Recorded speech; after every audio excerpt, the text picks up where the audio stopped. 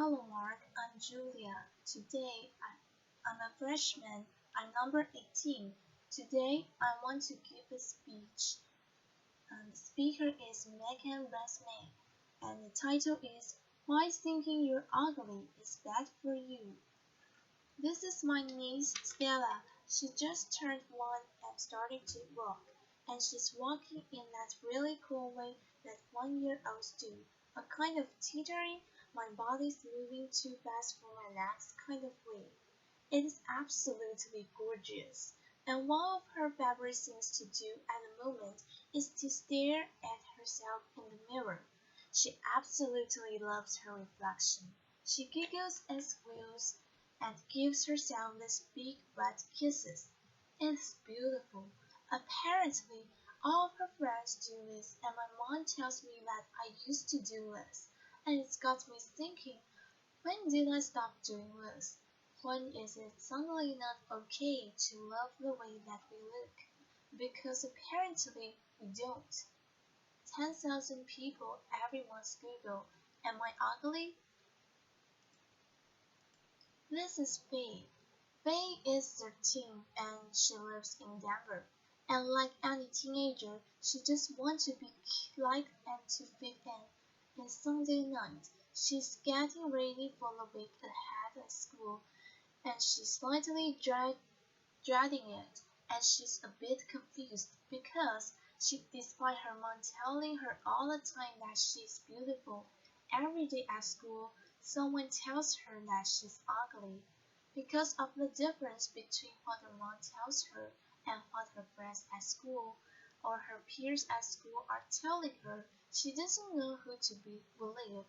So she takes a video of herself. She posts it to YouTube, and she asks people to please leave a comment. Am I pretty or am I ugly? Well, so far, Faye has received over 13,000 comments.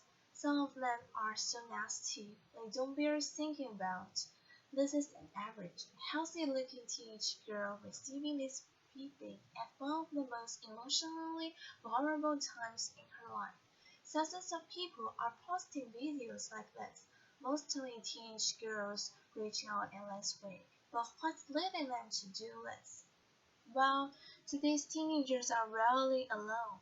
They're under pressure to be online and available at all times, talking, messaging, liking, commenting, sharing, posting. It never ends.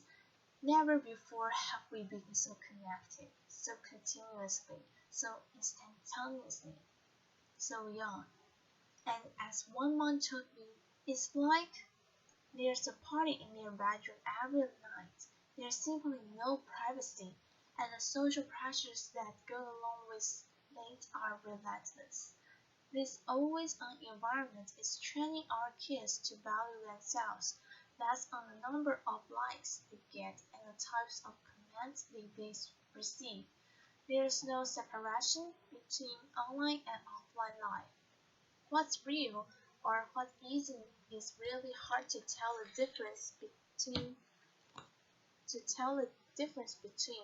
and it's also really hard to tell the difference between what's authentic and what's digitally manipulated, what's a highlight in someone's life versus what's normal in the context of everyday. And what are they looking to for inspiration? Well, you can see the kinds of images that are covering the news feeds of girls today. Size zero models still dominate our catwalks. Airbrushing is now routine, and trends like inspiration, side gap, bikini bridge, and proana. For those who don't know, proana means pro-anorexia. These trends are tinged with the stereotyping and flagrant objectification of women in today's popular culture. It is not hard to see what girls are benchmarking themselves against, but boys are not immune to this either, aspiring to the chiseled jawlines and the rippled six-packs of superhero like sports star and playboy music artist.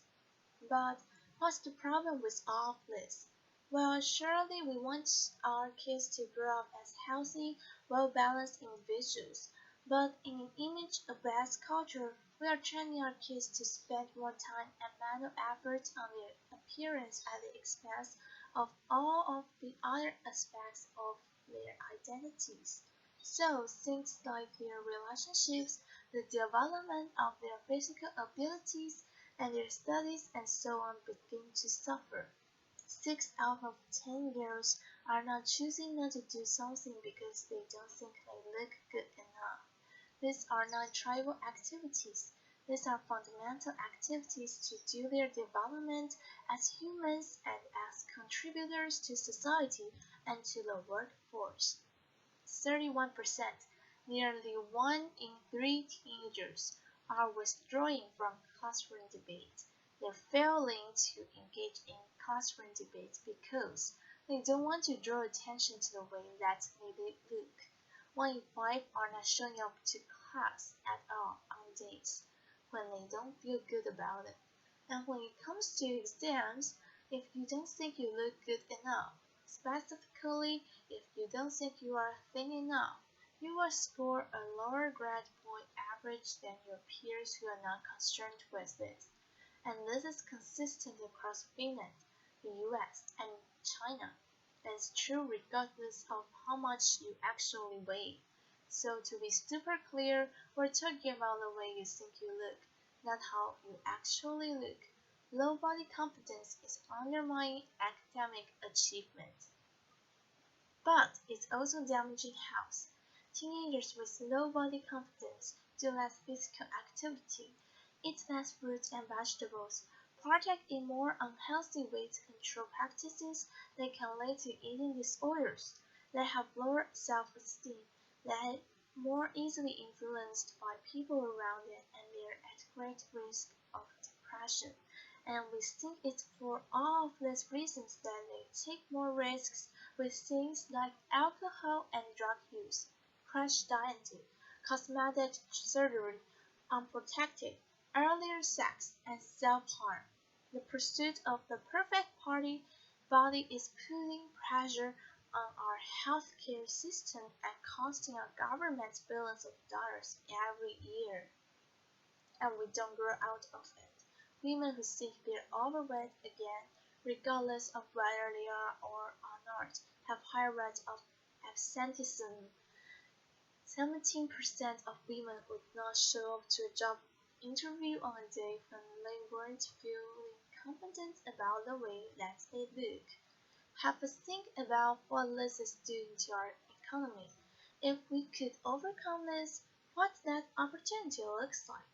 Unlocking this potential is in the interest of every single one of us.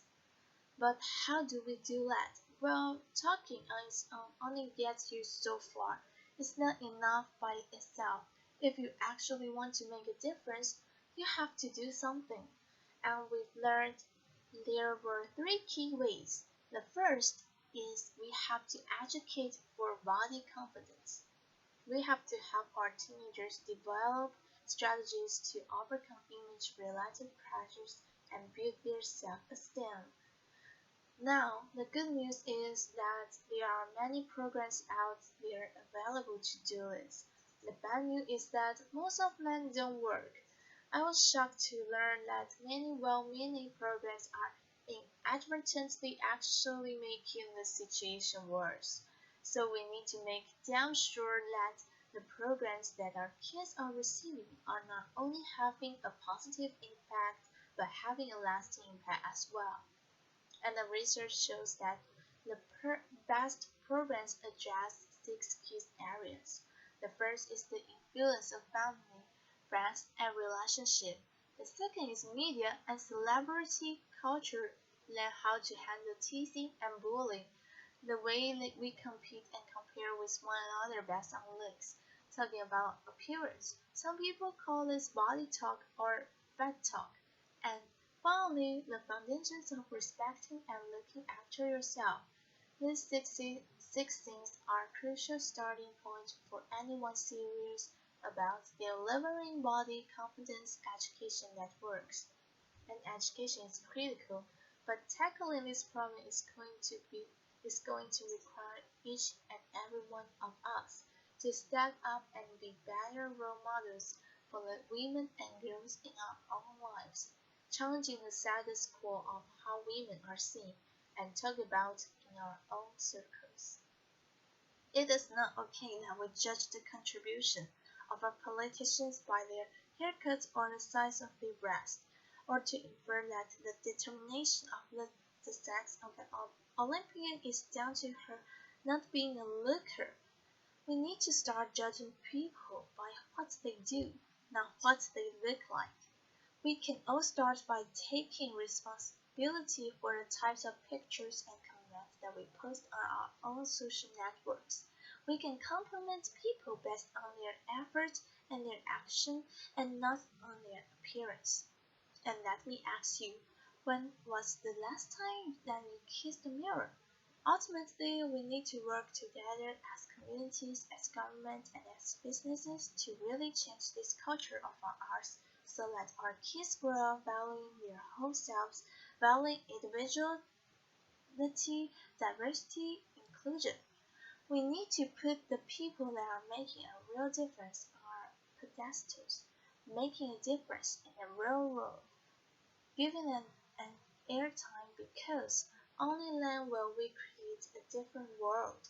A world when our kids are free to become the best versions of themselves, where the way they think they look never holds them back from being who they are or achieving what they want in life. Think about what this might mean or for someone in your life. Who have you got in mind? Is it your wife, your sister, your daughter, your niece, your friend? It could just be the woman on a couple of seats away from you today.